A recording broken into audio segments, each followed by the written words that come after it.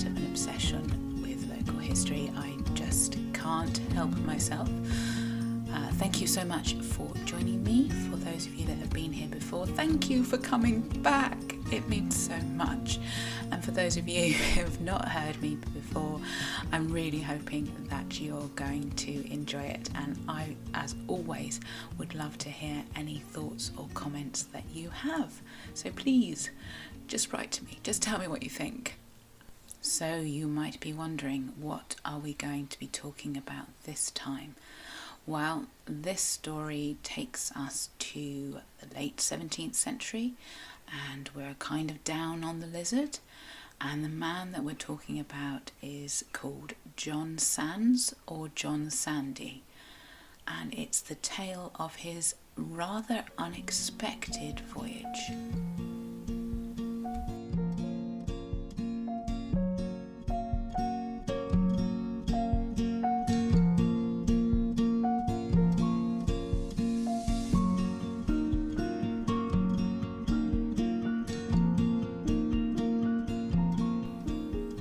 So John Sandys was born around 1670, somewhere near St Kevin on the Lizard, and he was a member of quite a well-to-do family in that area. The Sandys had been generations in the St Kevin area.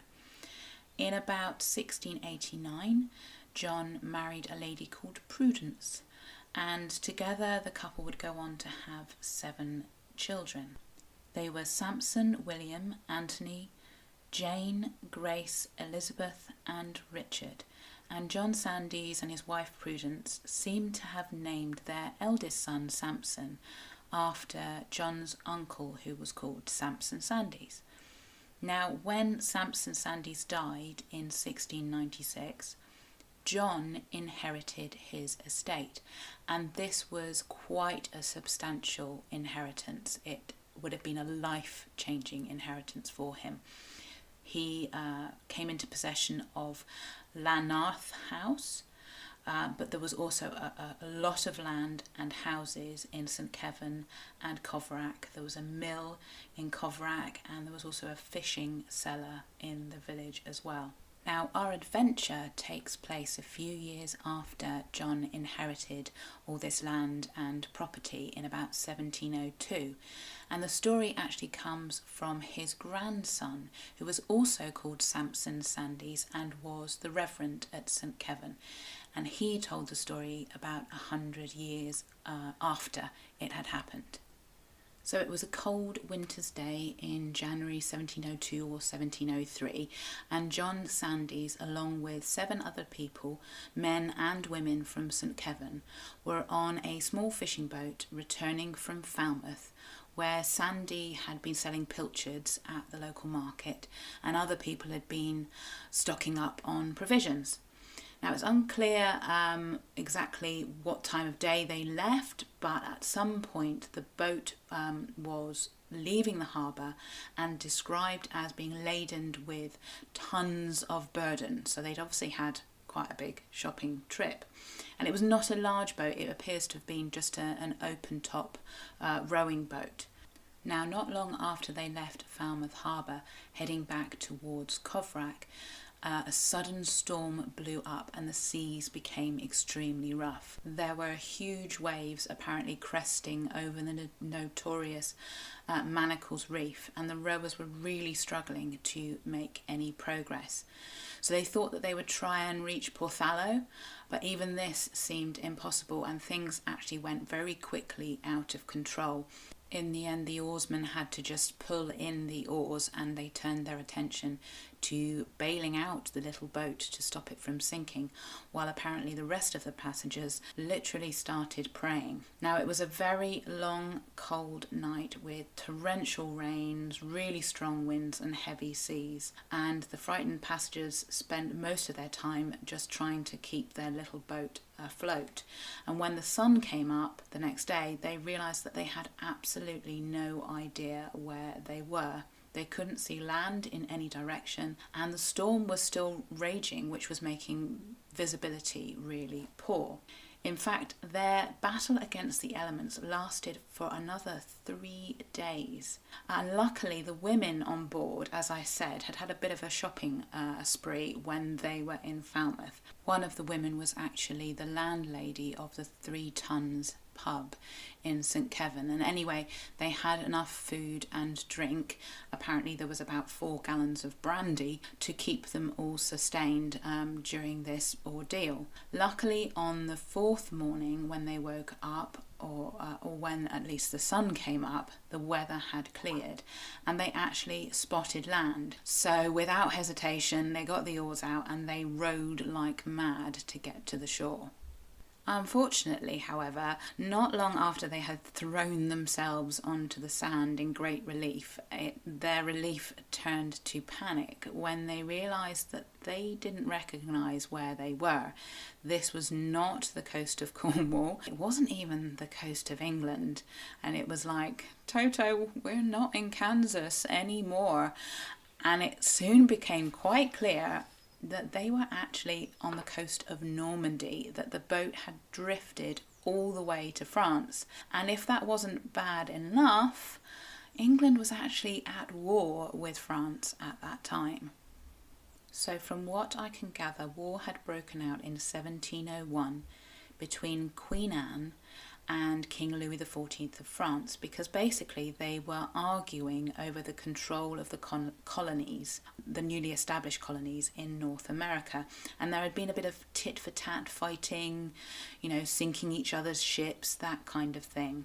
So understandably, when John Sandys and his group suddenly appeared on the beach, the locals were more than a little suspicious, and the Cornish found themselves accosted by a group of armed men who basically demanded to know their business there.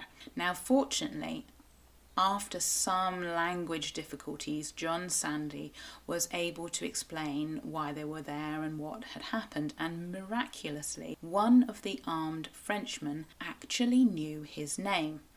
Now, it transpired that this Frenchman had been one of a crew of a ship that had wrecked on the Lizard Coast just a few years earlier, and he and several of his crew had been rescued and taken to John Sandy's house, where they had been given food and dry clothes. So understandably, he was incredibly grateful to this man, and this connection was really what saved the Cornish party from being shot, basically. And the Frenchmen, they weren't overly friendly. They still made them surrender any weapons that they had and all of their goods and money, and took them to the nearest settlement where they were held as prisoners of war. Now, luck was still on their side to a certain extent, because they were only actually held overnight, because the next morning the magistrate basically said that there wasn't any case for them to answer and agreed that they should be released.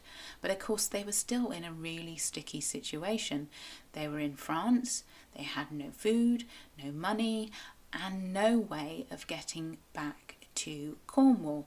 I'm assuming quite understandably nobody was very keen on making that long journey in their tiny little rowing boat, and of course they had no supplies to take with them anyway. But fortunately, the French sailor, the one that had been wrecked on the Lizard, he decided to return the kindness that he had been shown previously, and he managed to secure them places to stay in local houses, people that were sympathetic and would give them food and board for free. Now, eventually, the news of this strange occurrence of this party of Cornish people that had just randomly rocked up onto a Normandy beach, this news actually reached the ears of King Louis, who ordered the whole party to be immediately put onto a transport ship and sent back to England. Now, I'm not sure what the circumstances were here, whether he was worried that we were a band of Cornish spies. I don't really know. But whatever the case, Louis didn't want the Cornish staying where they were, and they were very quickly dispatched on a ship that dropped them off at Portsmouth.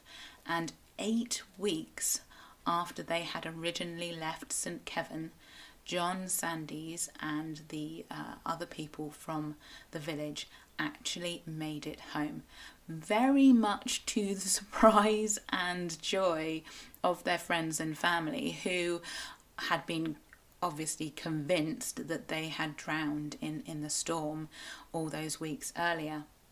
And Prudence, no doubt John's wife, would have been over the moon because she had been left looking after 4 of their youngest children at the time.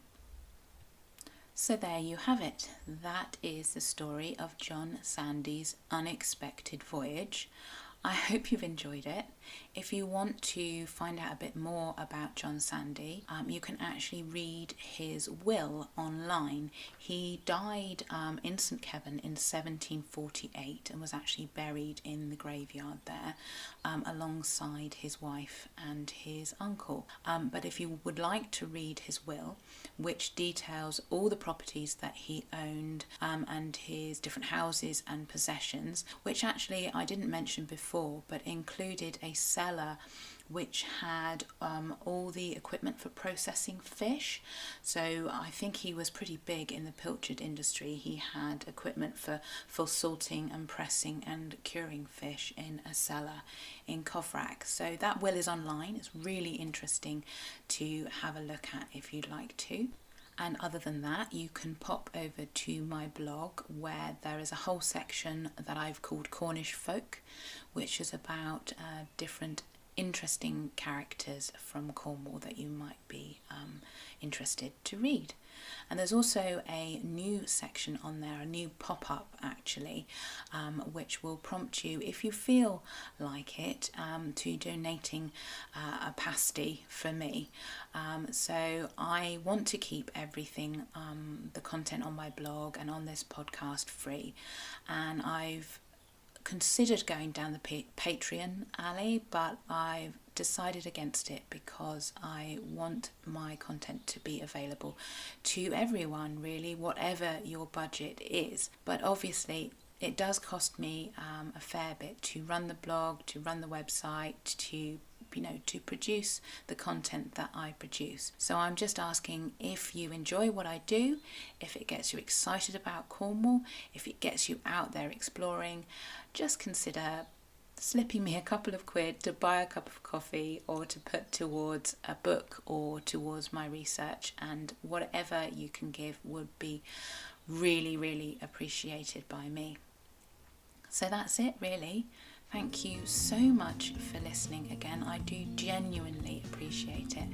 And as I said at the beginning, I love to hear from you guys. I love to know what you think about the stories that I tell. I love to hear about your family stories. There are so many of them out there, and we really, really need to make sure that they get recorded, because else they just vanish, and we really don't want that. So thank you very much for joining me, and I will speak to you again soon. Bye.